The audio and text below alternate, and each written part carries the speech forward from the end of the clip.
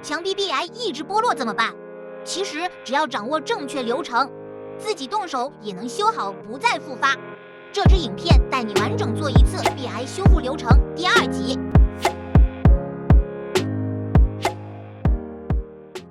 我们现在就来刷涂第1道底漆，然后稀释的比例是壁癌漆1，然后水3，先把它搅拌均匀。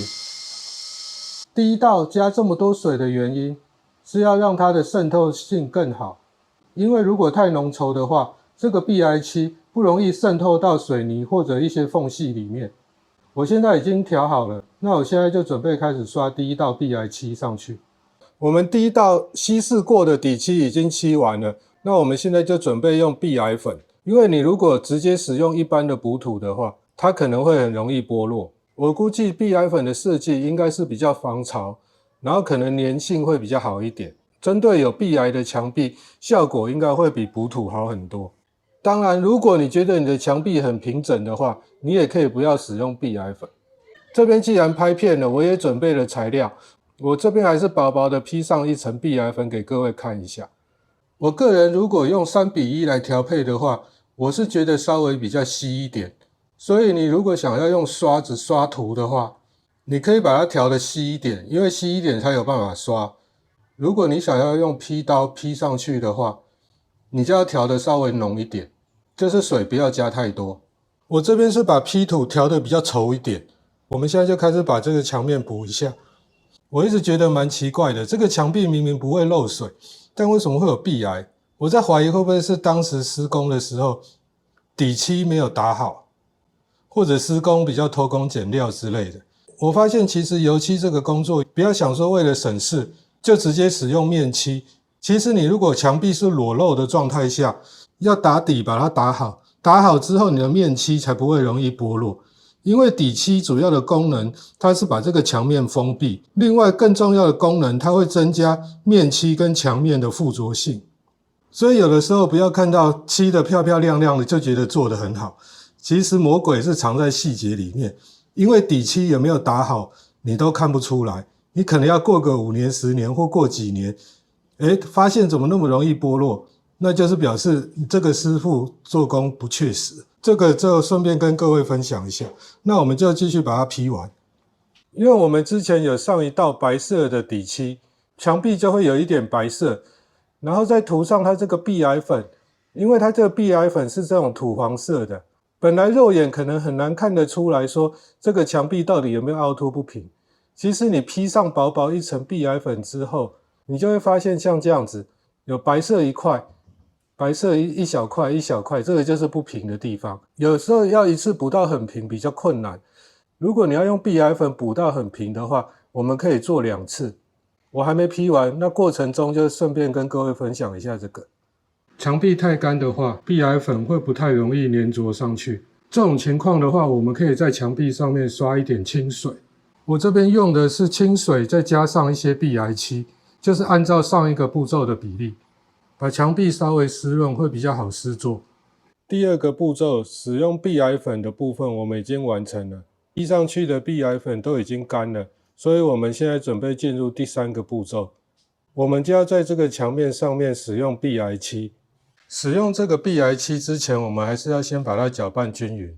它这个里面好像有添加的东西，里面有一颗一颗的，就好像沙子的那种感觉。现在我们到了第3个步骤，壁癌漆的话可以选择不用加水，如果你觉得它太稠不太好粉刷的话，可以加一点点水。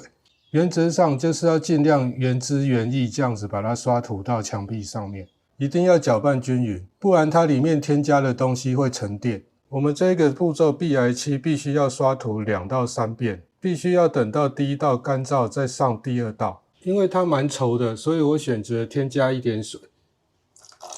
我现在漆完第1遍，我们要先等它干，再进行第2遍粉刷。我这边壁癌漆的部分已经刷了3遍，这样就 OK 了。所以壁癌产品使用的3个步骤，我们现在都已经完成了。接下来我们就要回到原本的第3个步骤，我们要在这上面劈土，然后把它整平。这个壁癌产品用过之后，这个墙壁就粗粗的，摸起来是有那种沙子的感觉。所以我们必须要使用补土把它弄平。补土的部分我们可以搭配石膏粉，石膏粉的目的是要让这个补土干燥的速度可以比较快。补土如果太软的话，也不太好劈到墙壁上面。至于用法的部分，我之前分享的一个影片，这个影片里面有非常详细的说明。这边要补充说明一下，这个我已经拌好了。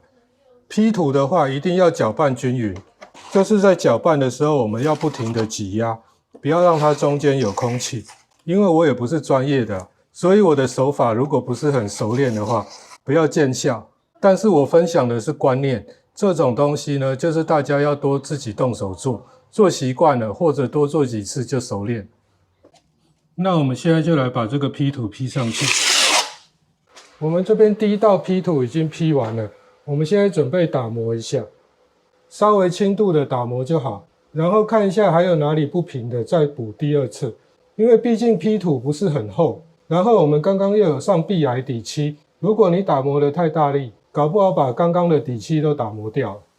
我这边准备用这一台砂纸机来打磨，我本来是想要用手来打磨，可是我想一想，你用手打磨那个灰也是飞的到处都是，还不如用电动工具再加上集成机，这样子集成的效果比你用手来打磨还好。这台砂纸机到目前为止我很推荐，不管它研磨的效率、手感稳定性，或者是集成的效率都非常的好。以我用过的几台砂纸机来说，这一台真的是不错。看看有没有人敲碗要介绍这一台砂纸机，如果有超过20-30个的话，我就另外拍一个影片来介绍一下这个砂纸机。现在我们就来打磨一下这个墙壁咯。